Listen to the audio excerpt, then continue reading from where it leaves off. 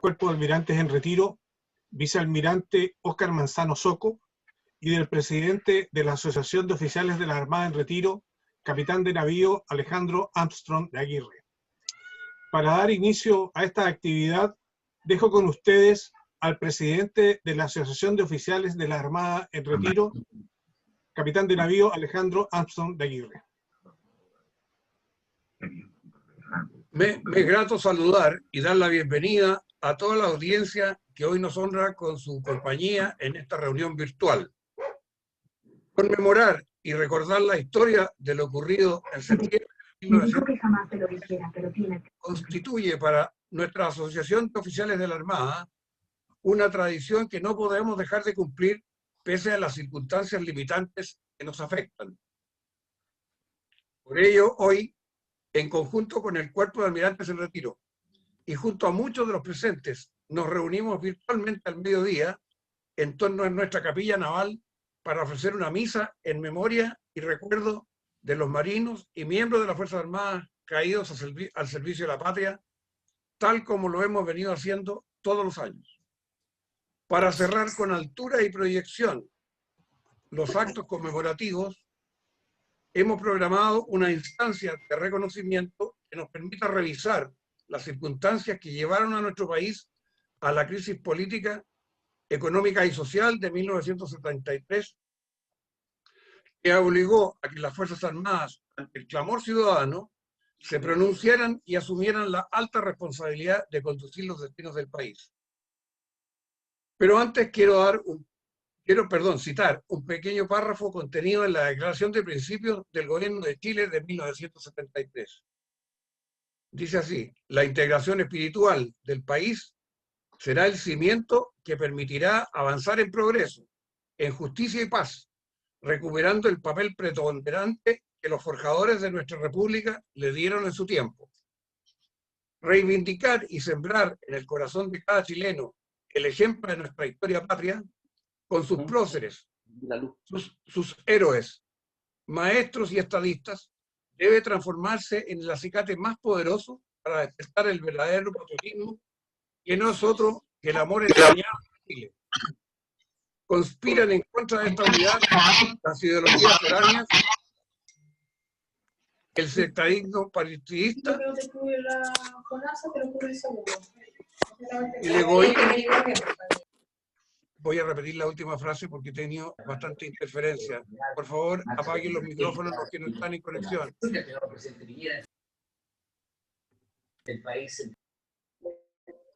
Conspiran en contra de esta unidad las ideologías foráneas, el sectarismo partidista, el egoísmo o antagonismo deliberado entre clases sociales y la inversión cultural extranjerizante.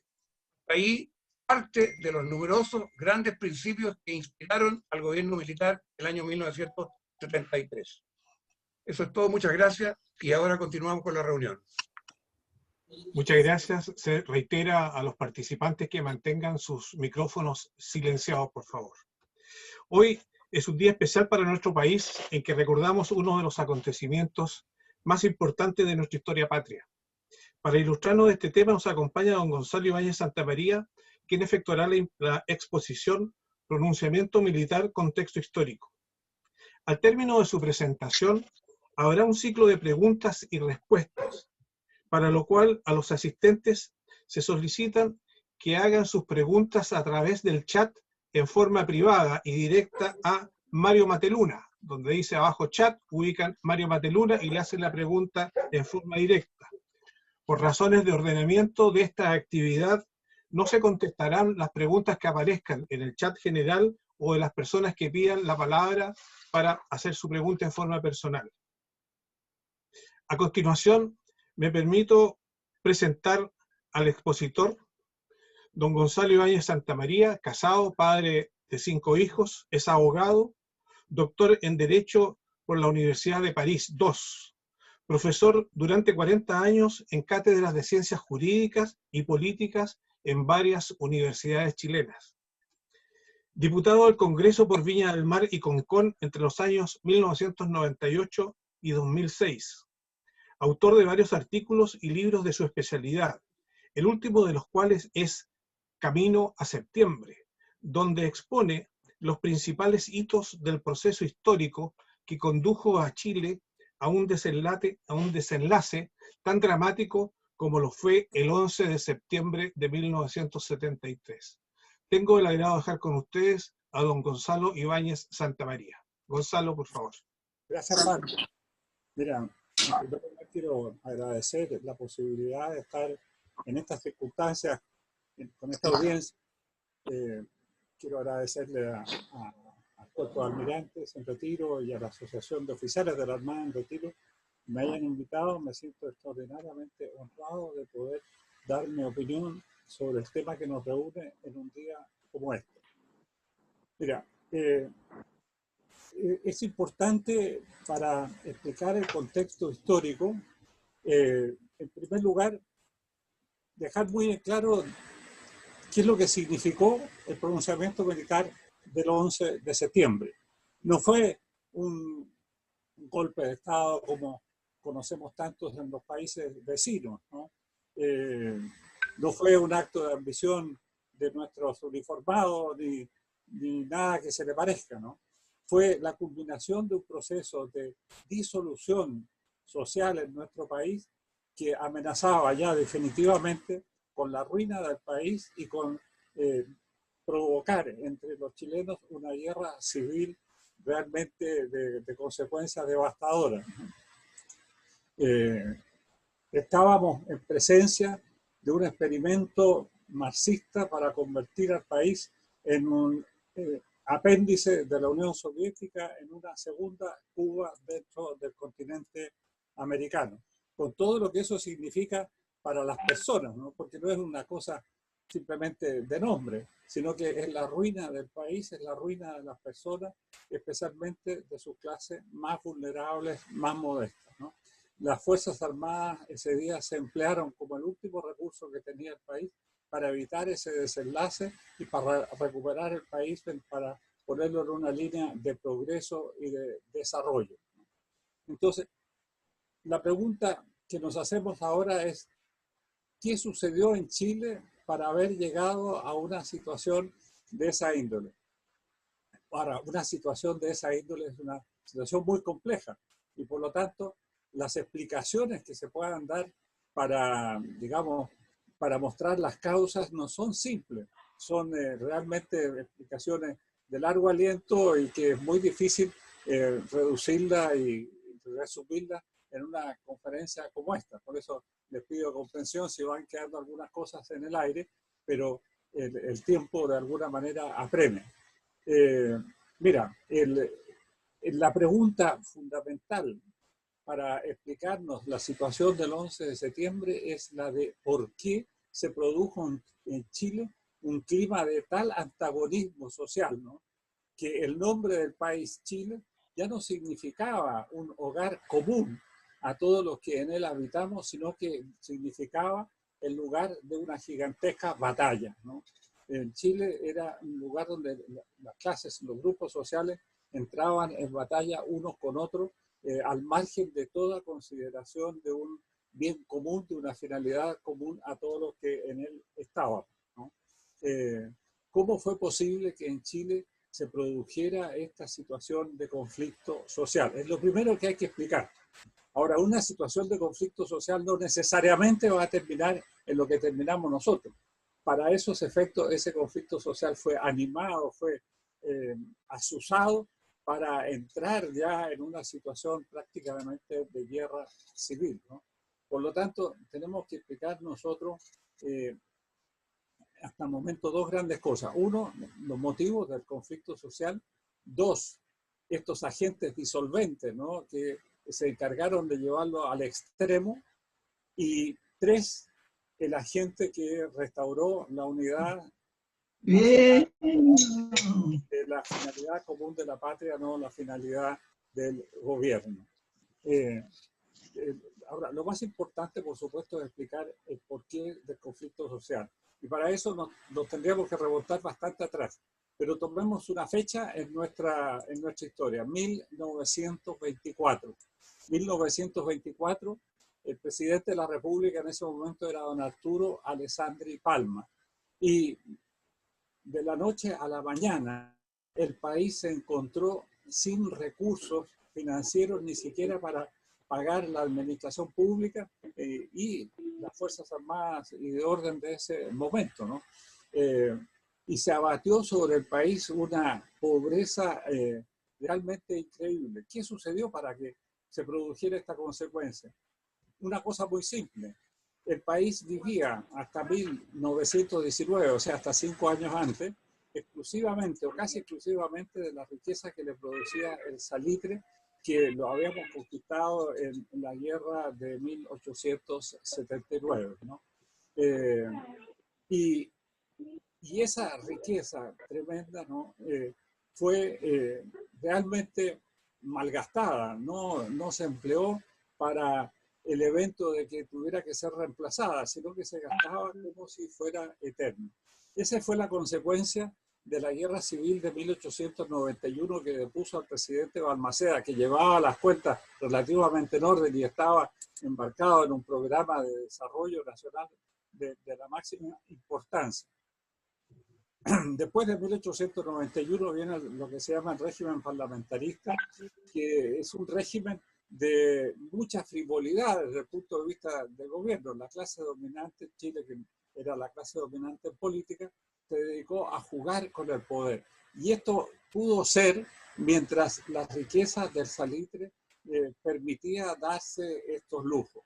Pero cuando todo eso nosotros lo sabemos, se termina la Primera Guerra Mundial en 1919, aparece en el mercado el salitre sintético que los alemanes habían desarrollado en razón del bloqueo que sufrieron durante toda la guerra. Y ese salitre, que se conocía su existencia, ¿no? No era una novedad enteramente, sin embargo, siempre se creyó que nunca iba a ser capaz de competir contra el salitre natural chileno. Sin embargo, le compitió y le ganó y lo sacó del mercado. Fue un proceso rápido, pero no instantáneo. Yo diría que entre 1919 y hasta llegar a 1929 con el crack de la bolsa en Nueva York, ahí simplemente el salitre desapareció como fuente de ingresos chilena y no había con qué reemplazarlo. Por lo tanto, en esos años se abatió sobre nuestro país una enorme pobreza, se desarrollaron poblaciones completas en un estado de marginalidad, ¿no? de vida realmente subhumana. Y es ahí cuando se produce esta situación de conflicto, cuando se advierte, ¿no? que no ha habido nada con qué reemplazar la riqueza del salitre. Hasta entonces el país estaba sumamente unido, muy unido, muy consolidado. Imagínense usted, acababa de suceder la Guerra del Pacífico, que fue realmente un factor de unión tremendo. Pero ya en los años 20, la situación fue realmente dramática. Miren, yo los quiero leer aquí a ustedes. A ver. Un minutito.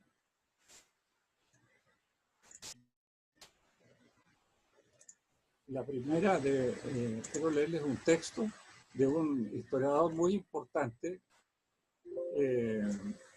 don Gonzalo de Alcorrea, que falleció hace poco tiempo, hace algunos años, ¿no? Es muy drástico, tal vez. Yo no iría tan a fondo como lo hace él, pero lo que él escribe muestra en el fondo la realidad de lo que ahí sucedía. Miren, ahí se dice: en las condiciones descritas era casi inevitable que la clase alta sintiera por las demás un hondo desprecio. Perdida la unidad nacional y extranjerizada esa clase hasta el tuétano, su solidaridad con las restantes, con el país, pasó a ser una palabra vana. Frivolizada, la aristocracia ya ni siquiera pensó en conducir a Chile. Más bien debió suponer, y actuó como si fuese así, que este era suyo, su propiedad para vivir sobre él. Por último, su lujo extremo y sus nuevas rastacuerizadas costumbres la apartaron todavía más de los otros sectores sociales. Las clases medias y las bajas en menor escala respondieron al desprecio con un odio sin límites. Fue el resentimiento social que envenenó toda la vida chilena hasta nuestros días. Desprecio y resentimiento cavaron entre las clases tal abismo, una diferencia tan honda, que se hizo irrecuperable el quiebre en la unidad nacional. Como les digo, encuentro yo que don Gonzalo se pasa un poco en las conclusiones, pero el grueso es cierto, ¿no? Es en esos años en que se crea esta situación de un embrión de enfrentamientos sociales, de antagonismo social, que va mucho más allá de algún problema puntual. Problemas puntuales ya había habido antes, ¿no? La huelga de la carne en Santa María, en Iquique, qué sé yo, en la huelga en los puertos, en Valparaíso, en Talcahuano, etc. Pero eran cosas puntuales. Esto fue una situación que envenenó el alma nacional. Fíjense ustedes, ahora quiero darle la palabra a un tremendo actor de la época, ¿no? Y que fue actor ya en la guerra civil contra Balmaceda, Arturo Alessandri Palma, el presidente de la época, ¿no? Quiero leerle la segunda parte de esta cita, que es muy ilustrativa. La desorganización, el desorden en todos los resortes de la administración alcanzaron tales proporciones que hicieron necesario el golpe de Estado de 1924 para corregir con aplauso de la opinión los vicios políticos y administrativos recibidos como triste herencia de la Revolución de 1891. Fíjense ustedes que esto lo dice Arturo Alessandri en un libro que escribió en 1950, poco antes de morir, que se llama La Revolución de 1891, mi actuación, que cómo fue su participación contra Balmaceda, ¿no? Y él en el año 24 era el presidente de la República que de alguna manera fue depuesto por ese golpe de Estado, ¿no? Es muy importante que 26 años después reconozcan cómo ese golpe de Estado fue necesario para corregir todas unas situaciones de anarquía en que estaba cayendo el país bajo su mando. Alessandri Palma no fue técnicamente depuesto, ¿no? Al final se le dio un permiso para que saliera del país durante 6 meses y volvió a los 6 meses nada más que para promulgar la Constitución del 25 y volvió a irse porque carecía de todo poder. Bueno, pero estas opiniones nos muestran a nosotros cómo en los años 20 se produjo esta situación de quiebre social realmente muy, muy dramática. Esta situación fue aprovechada para la creación de los dos grandes partidos que dijeron vamos a sacar, digamos, vamos a aprovechar esta situación para conseguir nuestros objetivos de alcanzar todo el poder político. Fue el Partido Comunista, que se creó en 1922 con un antecedente en 1912, y el Partido Socialista, que se crea en 1933 y que empiezan a trabajar según ya el modelo que se había instaurado en la Rusia soviética a partir de 1917 y 18, de esta, digamos, hacer de la lucha de clases y de la abolición de la propiedad privada, digamos, el factor para recuperar al país, ¿no? Y terminar, era la utopía, digamos, marxista que empezaba a dar sus primeros pasos en nuestra patria. Entre tanto, ¿qué se trató de hacer en Chile, ¿no? Obviamente de buscar una política económica que le permitiera salir del tremendo pantano en que había caído, ¿no? Y que tenía, digamos, a parte muy importante de la población en una situación de miseria y de pobreza extremadamente grave. Pero aquí podemos decir, para resumir, lo que pasó es que el remedio, en definitiva, sale peor que la enfermedad, porque ahí fue cuando entre 1928 y 1932 se dictan las principales leyes que clausuran al país, al comercio exterior, establecen un régimen estatista, ¿no? Todos los negocios empiezan a depender de decisiones de la burocracia en Santiago, ¿no? Y se produce, por lo tanto, el centralismo. Santiago hasta el año 1930 era una ciudad la más importante de Chile, pero no era de ninguna manera desproporcionada. No tenía más del 20% de la población, ahora tiene más del 40% de la población, lo cual es extremadamente grave, ¿no? Y eso fue a raíz de lo que sucede a finales de los años 20 y a los comienzos de los años 30, cuando se cierra el país al comercio exterior. Por ejemplo, aquí en Valparaíso, ¿no? Todas las actividades relacionadas con el comercio exterior empiezan a al dejar de existir, los otros negocios tienen que irse a Santiago y las ciudades se van despoblando. En Santiago se crea una situación, porque no estaba preparada para recibir esa cantidad de población, una situación extremadamente dura, ¿no? Es en esa época en que aparecen en nuestra patria las tristemente famosas poblaciones callampas, que formaban un anillo alrededor de las grandes ciudades de gente que vivía en un estado de completa marginalidad, sin poder participar de ninguno de los beneficios, participar en forma seria de ninguno de los beneficios que significaba vivir en sociedad.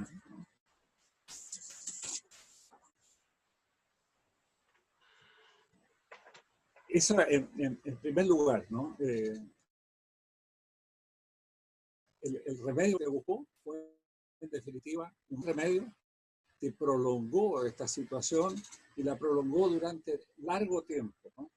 Así pasaron los gobiernos de Arturo Alessandri Palma, el segundo gobierno del año 32 al 38, después los gobiernos radicales hasta el año 52, después Carlos Ibáñez del Campo, ¿no? Que fue elegido, fíjese usted lo que son las cosas, ¿no? Cuando Carlos Ibáñez termina o sea, todos sabemos, el año 31 digamos, la gravísima situación económica que produjo el quiebre de la bolsa de Nueva York, Carlos Ibáñez se vio compelido a dejar el poder y tuvo que salir. Y eso fue, digamos, razón para recibir el mote de dictador, ¿no? Que se lo puso principalmente la derecha, que no le perdonaba el haber sido, digamos, la gran figura en toda la actividad que terminó el año 24, ¿no? Con la instalación de una junta de gobierno, en fin. Pero en el año 52, cuando Carlos Ibáñez vuelve a la arena política y se presenta como candidato, él fue elegido porque la gente quería un dictador. Estaba agotada de los políticos como los radicales o como los de derecha, ¿no? Que no hacían nada concreto. Ibáñez elegido casi como un salvador. Acuérdense que su emblema en la campaña fue la escoba, con la cual él iba a barrer toda la mala política. Lamentablemente no tuvo éxito y terminó el año 58 como un presidente más. Y lo mismo Jorge Alessandri, ¿no? La derecha en esta época tuvo dos presidentes, el padre y el hijo, Arturo Alessandri Palma del 32 al 38 y Jorge Alessandri del 58 al 54. Pero no fue la nada misma. Miren, en el año 24 la derecha sacaba violentamente, súbitamente, como un actor relevante de la política. Ya ahí empezó a ir a la rastra de las ideas que le proponían otros. O sea, empezó a tener el perfil que mantiene hasta el día de hoy. No hay ninguna idea. Si uno piensa, por ejemplo, en la campaña de Jorge Alessandri Rodríguez, ¿no? ¿Por qué teníamos que votar por él? Tanto el 58 como el 70 después, ¿no? Uno, porque era paleta. Dos, porque era austero. Tres, porque se iba caminando desde su casa en la Plaza de Armas hasta La Moneda a pie. O sea, cosas muy, muy meritorias, pero de ideas detrás de él, ninguna. Y eso quedó demostrado en ambos gobiernos. O sea, en esta época la derecha deja de tener un valor de importancia política y simplemente va retrocediendo cada vez más. Ahora, a medida que se iban sucediendo todas estas, digamos, experimentos que terminaban uno y otro en fracaso, ¿no? Iba creciendo la influencia de estos partidos, el comunista y el socialista, que estaban incitando, aprovechando esta situación, a incitar a la lucha de clases bajo el rótulo de buscar la dictadura del proletariado. Pero había un elemento que todavía estaba de pie y que significaba una barrera extraordinariamente importante, ¿no? Que frenaba este discurso a la confrontación, el antagonismo y la lucha de clases.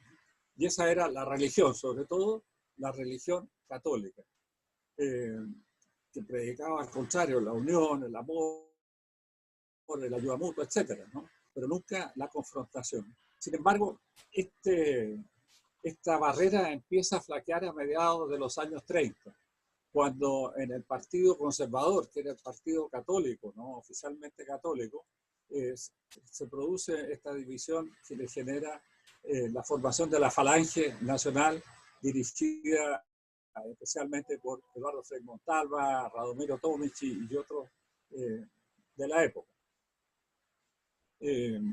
Este grupo empieza, a pesar de tomar el nombre de Falange Nacional, que lo tomó de la política española, de la Falange de José Antonio Primo de Rivera, es un grupo que rápidamente deriva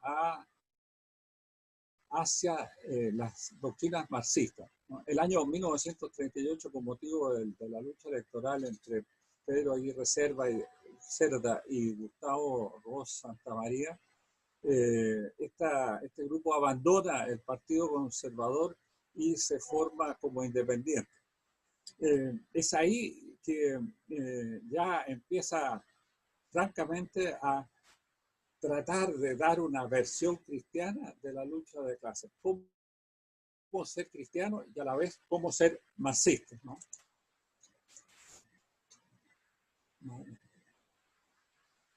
Aquí tengo dos textos de Eduardo Frei Montalva, uno del año 40 y el otro del año 43, que son sumamente ilustrativos. Pero pensar que el marxismo es un error, dice él, y total, sería el peor de los errores. Contiene junto a profundas equivocaciones un gran porcentaje de verdad. Y en último término, su análisis de la sociedad capitalista no puede ser más certero. La crítica que Marx hace de ella coincide en su parte negativa con la que se hace por la sociología cristiana. Fíjense ustedes que este es un texto del año 1940. 3 años antes, en 1937, el Papa Pío XI había condenado al marxismo como intrínsecamente perverso. Así que él no podía, digamos, decir que ignoraba lo que el marxismo encerraba, ¿no? Y en 1943 dice: rechazamos la doctrina comunista y la táctica comunista, pero ante el comunismo vemos que hay algo peor, el anticomunismo. O sea, ser anticomunista era peor que ser comunista, ¿no? Y esto se corona con otro aforismo, ¿no? Que venía de un pensador ruso-francés, Nicolás Gazdayev, pero que lo asume completamente. El comunismo es el deber no cumplido de los cristianos. Para ser buen cristiano ya va quedando claro que la única manera es ser marxista. Miren, voy a insistir un poco en este tema porque a mi juicio es el factor fundamental de por qué en Chile se pierden las defensas frente a una situación de antagonismo social. Por supuesto que se pierden en buena parte por el fracaso de la política estatista y centralista, ¿no? Que no daba con la manera de solucionar los problemas realmente, y exasperaba ya a mucha gente, ¿no? Pero también es un factor fundamental cuando la iglesia, no la iglesia como tal, ¿no? Sino que sus pastores, muchos se embarcan en esta doctrina, ¿no? Aquí quiero citarles a ustedes un texto de un diputado de la democracia cristiana que era uno de sus ideólogos, Julio Silva Solar, ¿no? Fíjense usted, esto podría haber estado escrito por Marx, por Engels o por Lenin, ¿no? A la sociedad burguesa que trabaja con pocos elegidos corresponde la propiedad privada. Esto es que los bienes sean de pocos. Pero este cuadro es incompatible con la sociedad de masas. La masa no tiene otra forma de acceso a los bienes fundamentales de la sociedad, o sea, la sociedad misma, que haciéndolos comunes, socializándolos, aboliendo la propiedad privada sobre ellos. A la sociedad de masas para todos corresponde pues el socialismo económico. Cuando el cristiano habla de revolución, de cambio de estructura, entiende que la nueva estructura será socialista, y no entiende eso, no será más que un aliado transitorio de la revolución. La supresión de la propiedad privada es el punto de partida de la nueva sociedad, de la comunidad humana, que hasta aquí solo ha tenido existencia en el pensamiento. Sin este punto de partida, sin estos cimientos, no habrá sociedad sin clases, no habrá comunidad verdadera, no habrá sociedad sin clases. O sea, este hombre ya estaba enteramente ganado para el pensamiento marxista. Y esto, poco después, lo toma ya el mismo clero. Estamos hablando de la Compañía de Jesús, ¿no? Tan importante, que a comienzos de los años 60 resuelve jugar un papel decisivo en este traspaso, trasbordo ideológico de la religión hacia el marxismo. Y así, en un famoso editorial de diciembre de 1962, define su objetivo. No vemos cómo pueda conciliarse una actitud auténticamente cristiana con una actitud cerradamente antirrevolucionaria, opuesta al cambio radical y urgente de estructura. Inmensamente más cristiana nos parece la actitud que enfrenta el hecho de la revolución en marcha y se esfuerza por dirigirla por canales cristianos. Hay que tener la inquebrantable decisión de romper radicalmente con el orden actual, de acabar con el pasado y partiendo de cero, de construir un orden totalmente nuevo y que responda a todos los anhelos del hombre. Miren, este texto muestra el grado ya de enajenación mental en que habían caído gruesos sectores de nuestro clero y de nuestro episcopado, que hay que partir de cero, que hay que romper radicalmente con el orden actual. Es verdaderamente de loco, ¿no? Y así fue. Ese grupo fue agrandándose, ¿no? Después tomó su cabeza, o ya la tomaba en ese momento el arzobispo de Santiago, el cardenal Silva Enrique, y se prolongó hasta el año 73 con la creación de los cristianos para el socialismo, los 800 y qué sé yo, la toma de la catedral, la toma de la Universidad Católica, que fue mostrando cómo el clero y parte muy importante del episcopado habían sido ganados por esta utopía de creer que lo cristiano era hacer lo que tenían que hacer los marxistas.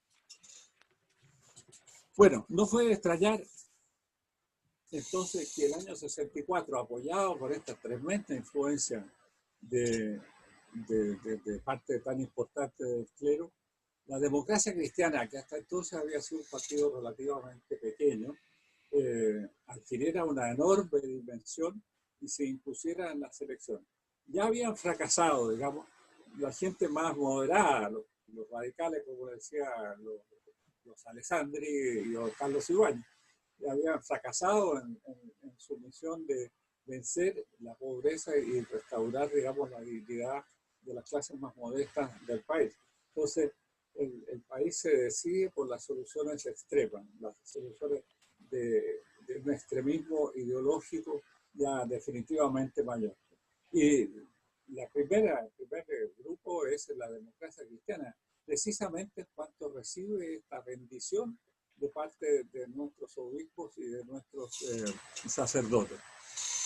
También recordemos brevemente que había sido, digamos, un momento de gran fracaso electoral de la derecha, ¿no? Que asustada por la posibilidad de ver a Nasipo Allende en la presidencia, renunció a la candidatura a Julio Dural y apoyó sin condiciones a Eduardo Frei, lo cual le iba a costar la existencia. En el año 65 las elecciones parlamentarias prácticamente desapareció. Y la democracia cristiana quedó sin ningún contrapeso real para llevar adelante toda su estrategia. Además recibió el apoyo, por supuesto, importante de Estados Unidos a través de la Alianza para el Progreso, que se dejó convencer, no por estos cantos de sirena, ¿no? De que había que hacer de otra manera, pero hacer lo mismo que el marxismo, y por eso apoyó a Eduardo Frei. Bueno, en el gobierno de la democracia cristiana se pueden distinguir dos grandes periodos. El primero hasta el año 67, 68, el que, digamos, todavía tuvo recursos para avanzar. Miren, todos sabemos que se embarcó, digamos, a gran escala en la reforma agraria y que para hacerlo, sin mayor costo, terminó con el derecho de propiedad en la Constitución. El artículo 10, número 10, establecía que para la expropiación era menester el pago al contado, ¿no? Y antes de tomar posesión. Bueno, la reforma a ese artículo, del artículo 10, número 10, precisamente que permitió el pago a largo plazo, ¿no? Y se podía tomar posesión del predio expropiado inmediatamente. Fue lo que sucedió en ese caso y por eso la reforma agraria se hizo masiva, ¿no? Pero eso mismo trajo, en primer lugar, ruina de la agricultura chilena, ¿no? Si ya producía poco, ahora quedó reducida prácticamente a la nada. Y produjo enormes gastos, costos gigantescos, ¿no? Crear la CORA, crear el INDAP, crear, qué sé yo, toda una red de funcionarios a lo largo del país que trabajara, digamos, los famosos asentamientos. Porque esa reforma agraria que se había propuesto hacer propietarios a los que trabajaban la tierra, no hizo ningún propietario, los convirtió en, digamos, en dependientes del Estado a través de estos asentamientos. Pero todo eso había que mantenerlo de alguna manera y los costos fueron siderales. Hasta el punto de que el año 67-68 la situación se hizo ingobernable para la democracia cristiana. Pero ahí entonces aparece la izquierda más extrema asusándola a latigazo a la democracia cristiana para que lleve adelante su programa, para que sea más revolucionaria todavía. La democracia cristiana ya no daba para más. Y si pudo llegar al final, fue por el sacrificio de un hombre, de Edmundo Pérez Sukovich, ¿no? Que al final termina asesinado, ¿no? Que le puso un poco de orden al desastre que estaba quedando la democracia cristiana. 3 años después de haber obtenido el poder total por la elección presidencial y la elección parlamentaria, ya simplemente estaba en la ruina. Ahora, el año 68, yo quiero ser en esto enfático, ¿no? El año 68, a mi modesto entender, ¿no? Yo era joven, bastante joven todavía, pero recuerdo y digamos, mirando hacia atrás, llego a la conclusión de que el año 68 se produce el punto más álgido del espíritu y del empuje revolucionario. Después empieza a decaer, ¿no? Ya la gente empieza a cansarse de esta situación a que la estaba llevando esta locura de la democracia cristiana y se empieza a retirar muy lentamente al principio y inadvertidamente para los que estaban incitando a la revolución y la violencia. Eso fue paralelo precisamente a la formación de grupos que empezaron a preconizar la legitimidad de la violencia como el único camino para conquistar el poder, para instaurar la dictadura del proletariado. Es también la tremenda, digamos, influencia que tuvo en toda nuestra política el triunfo de Fidel Castro en 1959 en Cuba y cómo de ahí en adelante se trató de exportar el modelo cubano a los otros países americanos. Y Chile parecía ser un caso, digamos, donde ese traspaso era muy posible, ¿no? Bueno, ¿cuáles fueron los principales de estos movimientos? En primer lugar, el movimiento de izquierda revolucionaria que se funda en agosto de 1965. El MIR rechaza la teoría de la vía pacífica porque desarma políticamente el proletariado y por resultar inaplicable, ya que la propia burguesía es la que resistirá, incluso con la dictadura totalitaria y la guerra civil, antes de entregar pacíficamente el poder. Reafirmamos el principio marxista-leninista de que el único camino para derrocar el régimen capitalista es la insurrección popular armada. Aunque un poco menos violento, de la misma democracia cristiana ya estaban saliendo grupos que estaban orientados en esta dirección. El MAPU, Movimiento de Acción Popular Unitaria, y la izquierda cristiana estaban imbuidos en la misma teoría. Tal vez no llegaban al extremo del MIR, pero iban para allá claramente. Y la segunda es la declaración tan conocida del Partido Socialista en su Congreso de Chillán de 1967. El Partido Socialista, como organización marxista-leninista, plantea la toma del poder como objetivo estratégico a cumplir por esta generación, para instaurar un Estado revolucionario que libere a Chile de la dependencia y del retraso económico y cultural e inicie la construcción del socialismo. La violencia revolucionaria es inevitable y legítima. Resulta necesariamente del carácter represivo y armado del Estado de clase. Constituye la única vía que conduce a la toma del poder político y económico y a su ulterior defensa y fortalecimiento.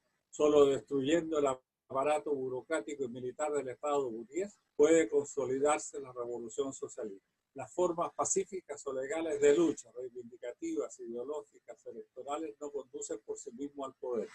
El Partido Socialista las considera como instrumentos limitados de acción incorporados al proceso político que nos lleva a la lucha armada. Bueno, estábamos en eso cuando se produce la elección de 1970. En esa elección pudo ganar Alessandri, como había ganado el 58. Ganó Allende, como pudo haber ganado también. O sea, Alessandri pudo haber ganado como ganó el 58 y Allende pudo haber perdido como perdió el 58. Las diferencias fueron mínimas.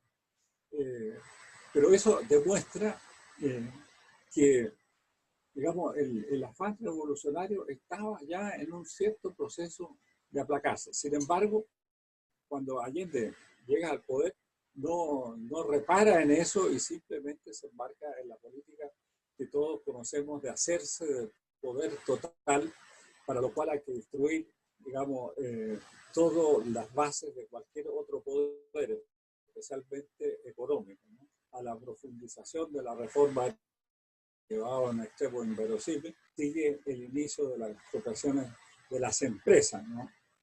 Sigue el establecimiento de esta red de control de los barrios a través de la Junta de Abastecimiento de Precios, porque se produce un tremendo desabastecimiento que entrega precisamente el reparto de alimentos en estas juntas. O sea, es una forma de controlar a la población.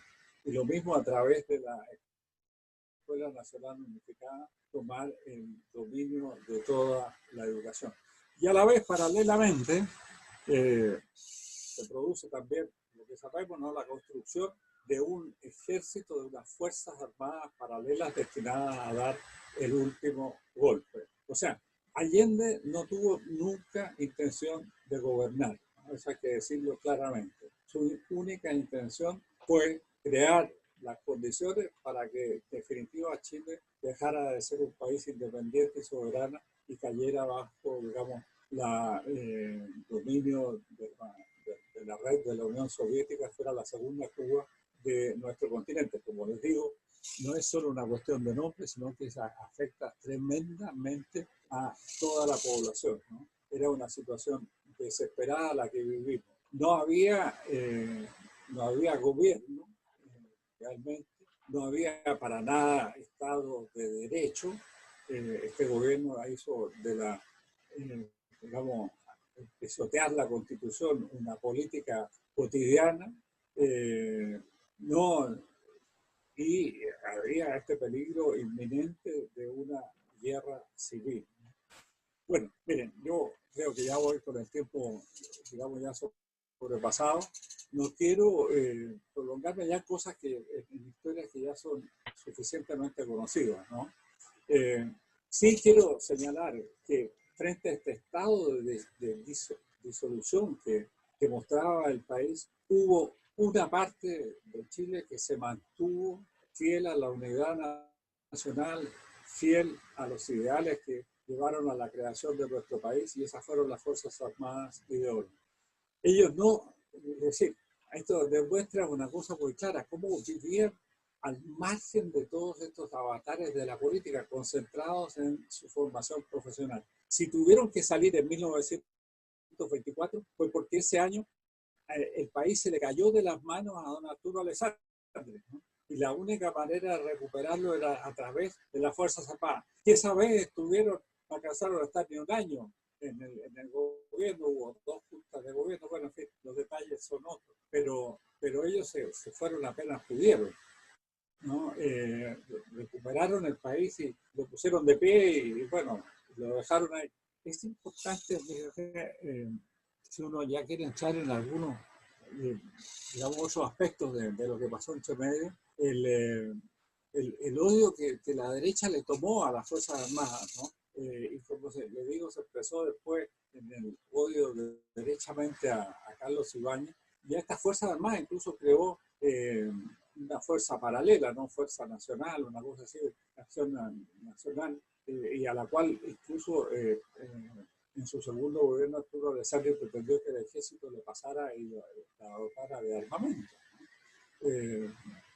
Bueno, pero estas Fuerzas Armadas resistieron contra todo, resistieron, digamos, a la pobreza franciscana del medio, porque el Estado, digamos, le procuraba para cumplir con sus tareas, ¿no? Adquirir los materiales mínimos. Tanto es así que en 1969 el general Biot, todos sabemos, no tuvo que hacer un movimiento para lograr que el poder político se acordara que existían las Fuerzas Armadas. Bueno, esas Fuerzas Armadas se mantuvieron a pesar de todo, a pesar de la tremenda prédica de confrontación, a pesar de cómo la Iglesia a través de sus pastores se había embarcado en esa tarea. Ellos fueron la última reserva de la unidad y pudieron, y se pudo recurrir a ellas en el momento en que ya era o todo o nada. Mira, yo para terminar quiero hacer una breve referencia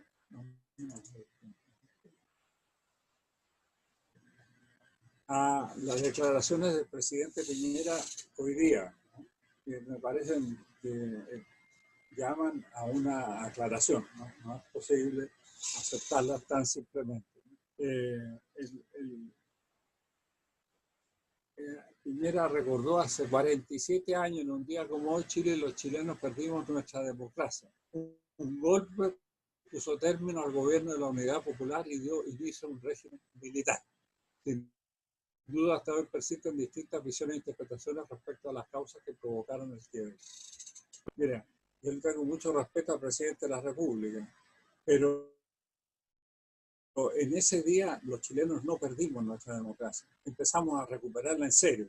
La democracia la habíamos perdido mucho tiempo antes, ¿no? Desde que el gobierno, en vez de ser gobierno, era este agente de destrucción del país. Un golpe puso término al gobierno de la Unidad Popular. No es verdad. El gobierno de la Unidad Popular no existía. Existía un grupo de facciosos que quería conducir al país a su hundimiento, ¿no? El pronunciamiento militar fue la única manera de salvarnos de él. Miren, lo que dice Piñera en esta frase simplemente es darle un cheque digamos, al fin en blanco al gobierno de la Unidad Popular, a ese régimen de la Unidad Popular, como que si hubiera sido gobierno y si hubiera sido bueno y que lo que hubo fue un golpe que terminó con un gobierno democrático. Es limpiar, digamos, la memoria de Allende. Es como decir, Allende fue un señor, un buen gobernante que lo derrocaron de repente de un día para otro. Francamente, perdónenme ustedes la franqueza, no me parece propio de una persona adulta que vivió esos sucesos, el no referirse a la situación del país durante los 1000 días de eso que se llamaba la Unidad Popular como la causa fundamental del pronunciamiento militar y a como la única vía de salvación del país. Bueno, amigos, quedo a disposición de ustedes para las preguntas que quieran hacer. Les reitero mi gratitud a los organizadores y quedo a disposición para cualquier actividad que quieran realizar. Muchísimas gracias. Muchas gracias, Gonzalo. Brillante presentación. Nos deja realmente agradecidos de haberte escuchado esta tarde. Las preguntas las va a dirigir el capitán de navío, don Mario Mateluna, director de la Asociación de Oficiales de la Armada en Retiro. Así que dejo a Mario con el micrófono para que dé avante con las preguntas. Mario. Tienes que habilitarle, Héctor, su micrófono, por favor. Hace micrófono.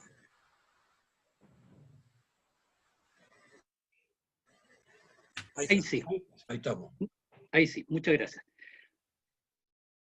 A ver, la primera pregunta dice, está hecha por Raúl Silva, y dice, ¿qué hay de cierto de un eventual plebiscito que habría tenido intención de realizar el presidente Allende, habría tenido intención de convocar en la época, en la fecha del pronunciamiento militar? Y si es así, si usted tiene conocimiento de eso, ¿cuál habría sido el propósito de ese plebiscito, Gonzalo? Yo creo que no existió tal propósito, ¿no? Es un tema que vengo escuchando desde siempre, pero también, a ver, yo fui testigo presencial de los hechos que sucedieron entre 1970 y 73 y estaba en Santiago el 11 de septiembre, así que, pero no creo. Bueno, y aunque así fuera, mira, yo creo que es muy importante rescatar del pronunciamiento militar una verdad que hoy día tiene, digamos, una importancia mayor. ¿Cuál es la que con los países no se juega? Los países no son una página en blanco en la cual cada uno puede escribir lo que quiera. Por eso no se trata tanto de elecciones más o menos, sino de la legitimidad en el ejercicio del poder, ¿no? El tema de Allende no era si íbamos a querer una república marxista o no. Él la iba a hacer de todas maneras mientras pudiera. Eso lo demostró durante los 3 años de gobierno.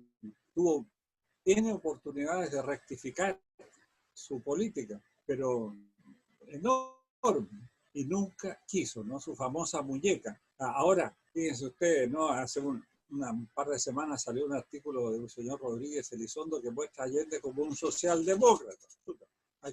Hay que realmente falsificar mucho la historia para caer en esa afirmación. Yo le tengo la estimación a Elizondo, pero realmente aquí, como decimos, se pasó.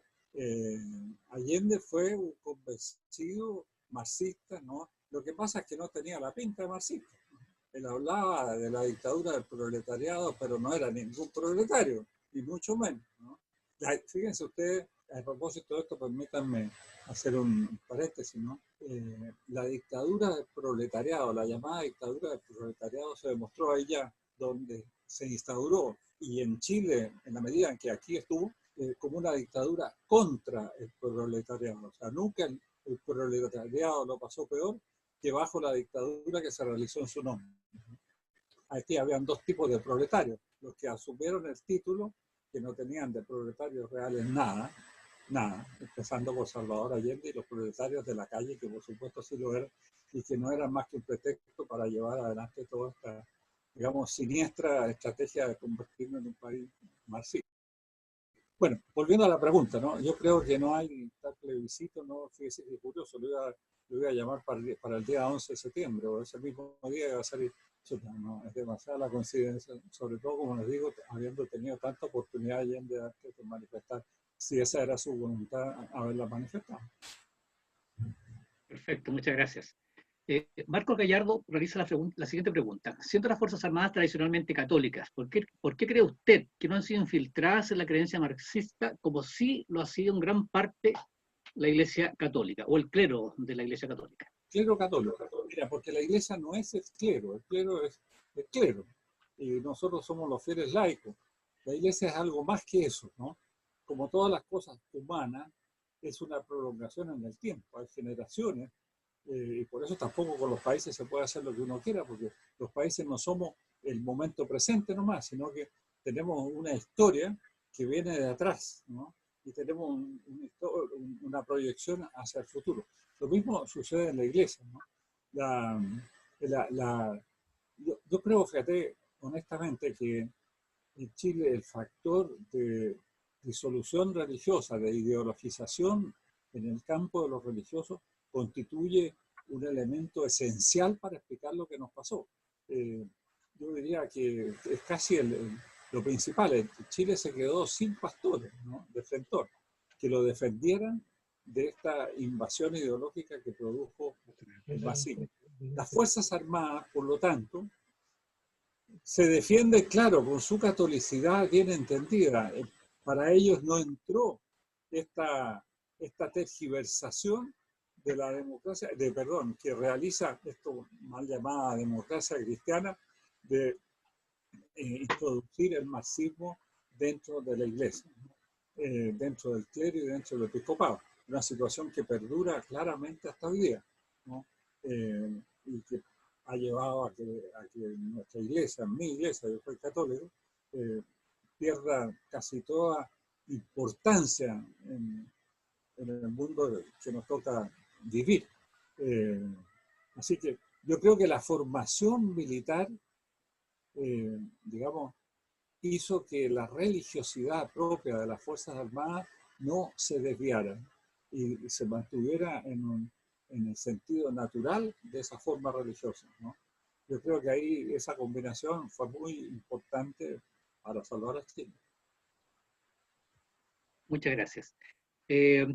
Un poco relacionado con lo mismo. Marcelo Gutiérrez pregunta, dada esta inspiración de la inicial Falange, después Democracia Cristiana, esto de la lucha de clases con inspiración cristiana, entonces la Democracia Cristiana nunca ha sido un partido de centro, eso siempre ha sido un partido de izquierda. Mira, yo soy muy poco aficionado a las clasificaciones, ¿no? No sé lo que es el centro, no sé lo que es la derecha o la izquierda fuera de lo que son esas expresiones sociográficas, ¿no? La derecha la que está a un lado y la izquierda está al otro y el centro está al medio. Pero llevar esas expresiones al campo político siempre produce un enorme grado de confusión. La Democracia Cristiana siempre ha sido un partido que ha querido llevar, digamos, que ha querido reemplazar al comunismo en su acción, ¿no? Cuando sucede lo de Allende, obviamente la Democracia Cristiana, todos lo recordamos, se aterroriza, ¿no? Basta leer después del 11 de septiembre, por ejemplo, la carta de Eduardo Frei a Mariano Rumor para darse cuenta hasta qué punto estaban, digamos, francamente aterrorizados con Allende y lo único que querían era que se produjera el pronunciamiento militar. Lo mismo los audios que grabó en ese tiempo Patricio Elwes. O sea, cuando se vieron frente a las consecuencias, retrocedieron horrorizados, ¿no? Pero ahora vemos cómo vuelven a las mismas, ¿no? Y yo no sé si van a tener la oportunidad de retroceder horrorizados. Sí que no me cabe la menor duda que se van a horrorizar cuando vean las consecuencias de lo que han hecho. Por lo tanto, la Democracia Cristiana es un partido que juega a la política, no que hace política en serio, que juega a la política y juega a la religión. Y le ha hecho un daño gigantesco tanto a la política como a la religión. Gracias, don Gonzalo. Tengo otra pregunta de Ricardo González. Dice, dada la historia del país, tendremos que acostumbrarnos que cada cierto periodo de tiempo las Fuerzas Armadas tienen que intervenir y ordenar el país, digamos, ordenar las cosas en el país. Mira, a ver, las intervenciones de las Fuerzas Armadas en política chilena han sido tan pocas que podemos ir analizando una a una, ¿no? La más importante, en mi juicio, ya dentro del Chile independiente, ¿no? Obviamente la independencia de Chile la obtienen las Fuerzas Armadas, y cuando llega como un ejército bien constituido, ¿no? El ejército de los Andes en 1817. Pero recordemos que ese periodo termina cuando ese ejército, de alguna manera, se impone y designa a Bernardo O'Higgins como el director supremo del país, ¿no? Estamos hablando de 1818. Pero aquí ya se produce, digamos, un hecho que también se va a repetir en la historia, que es que la clase dirigente de Santiago no acepta este tipo de gobierno. Eran muy leales al rey, ¿no? En su tiempo, pero una vez que el rey falta ya su lealtad no tiene un destinatario tan conocido, ¿no? Y por lo tanto ella piensa que ella tiene que gobernar, ¿no? Y le hace la vida imposible a O'Higgins hasta el punto que este entra, digamos, en la gran duda: o me defiendo con la fuerza o me voy. Y prefiere irse. Y ese momento de la abdicación en 1823, ¿no? Y el país queda en manos de esta clase pseudo gobernante, ¿no? Y entra en ese periodo que se llama de anarquía, hasta 1831, en que las Fuerzas Armadas tienen que intervenir, ahí bajo la dirección del general José Joaquín Prieto, e inspirado en las ideas de Diego Portales, ¿no?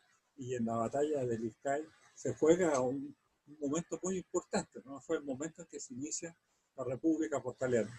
Miren, es muy importante, ahí como se diría hoy día, la dupla, ¿no?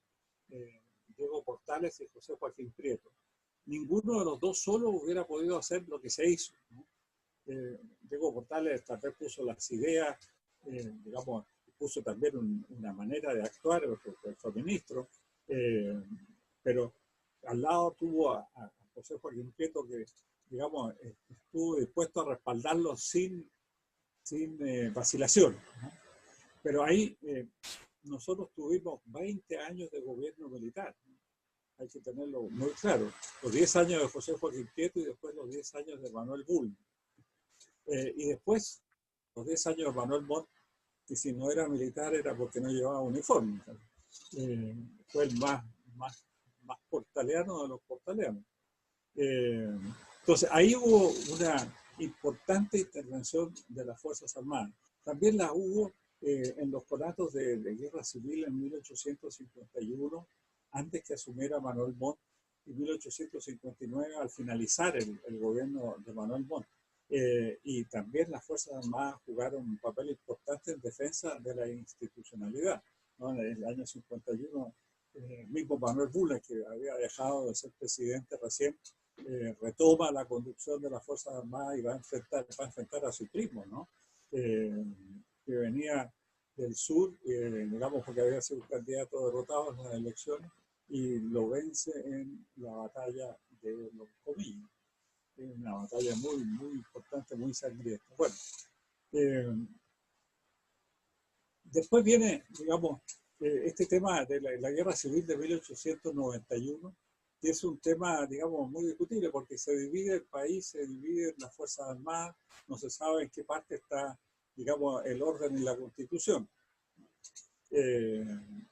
La Marina se va con las fuerzas rebeldes, el ejército más o menos se queda con Balmaceda, pero en fin, se armó un ejército del norte, digamos, con los recursos del Salitre, con los recursos que aportaban, digamos, la gente más adinerada de Chile, y este enorme millonario británico que era John North, el rey del Salitre.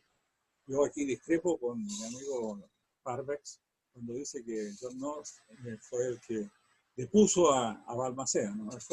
Puso la plata, sí, o parte de la plata, pero no fue el que lo depuso. El que lo depuso fue precisamente esa clase social que en su momento había provocado la abdicación de O'Higgins.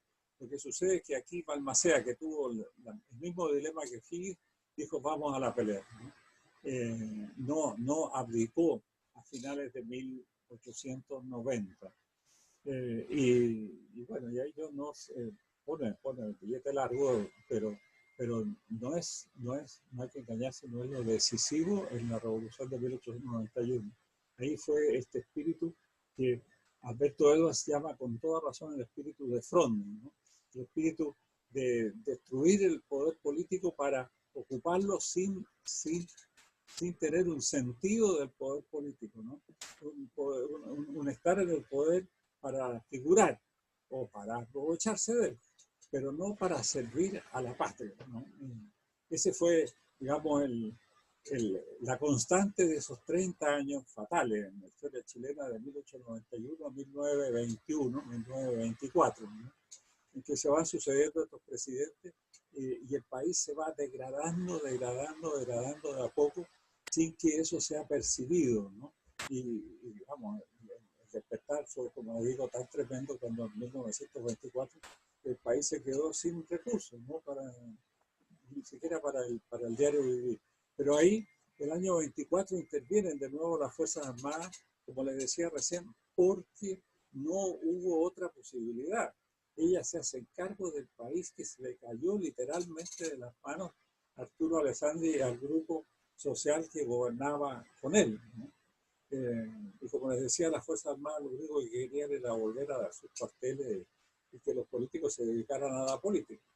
Así que, el último episodio es de 1973, que de nuevo los civiles fracasan en el gobierno, ¿no?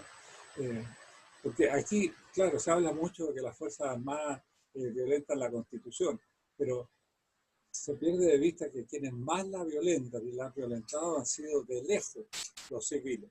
Porque aquí en Chile se ha creído que por ser civil yo puedo hacer lo que quiera con la Constitución, ¿no? Siempre voy a estar de acuerdo con la Constitución.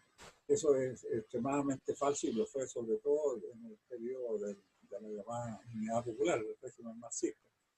Así que las Fuerzas Armadas chilenas, claro, han tenido que intervenir.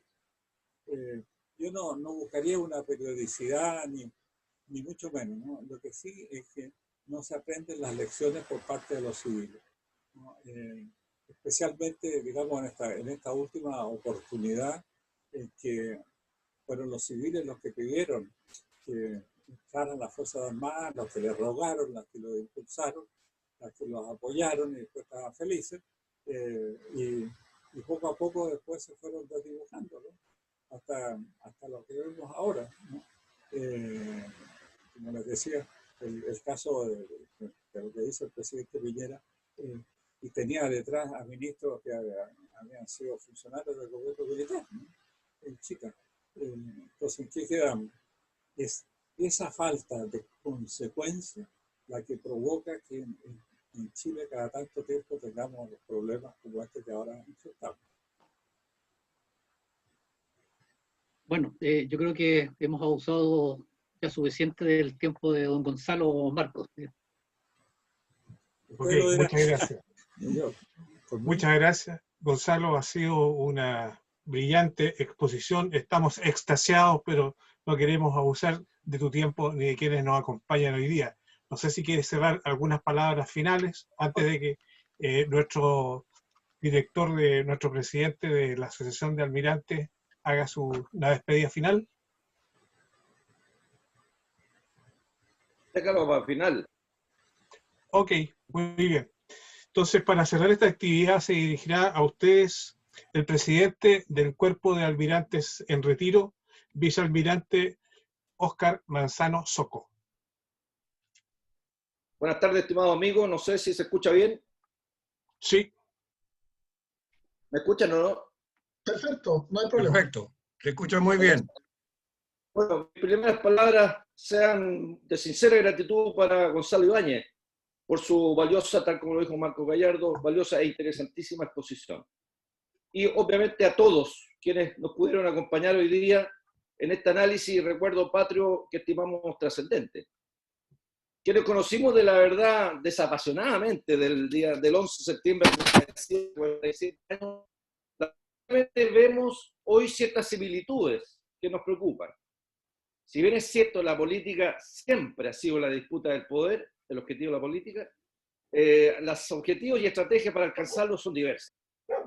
Ayer los mismos que lo intentaron por la vía de la fuerza, hoy día lo están haciendo por la deconstrucción de nuestra cultura cristiana occidental, y lo peor es que este objetivo debemos de reconocer en cierta medida lo han alcanzado, y con la anuencia, y eso es más grave, con la anuencia de quienes por sus responsabilidades superiores no debieran haber alcanzado en esos principios. Y por aquellos jóvenes que hoy día obviamente no están presentes con nosotros en esta reunión, sin haber vivido las consecuencias duras de estos procesos, disfrutaron de un Chile en libertad, de oportunidades y con proyección de desarrollo. Por ello, hoy no podemos claudicar en la defensa de estos principios que siempre han liberado a Chile de la opresión y valores y de un destino asociado inmerecido. Como nación formada y sostenida en la adversidad, yo los invito a pensar con optimismo, con esperanza, de que el sentir mayoritario siempre ocupará en las urnas las alternativas por un crecimiento en paz y armonía. Eso es lo que yo deseo y los invito a trabajar por ello. Muchas gracias, Gonzalo. Muchas gracias a todos los que nos han acompañado en el día de hoy. Muchas gracias. Gonzalo, no sé si quieres hacer un cierre, algunas palabras finales, o quedamos hasta aquí con esta actividad. Está sin audio. Ok, quedamos hasta aquí. Muchísimas gracias a los participantes y nos encontramos en una próxima oportunidad. Buenas noches.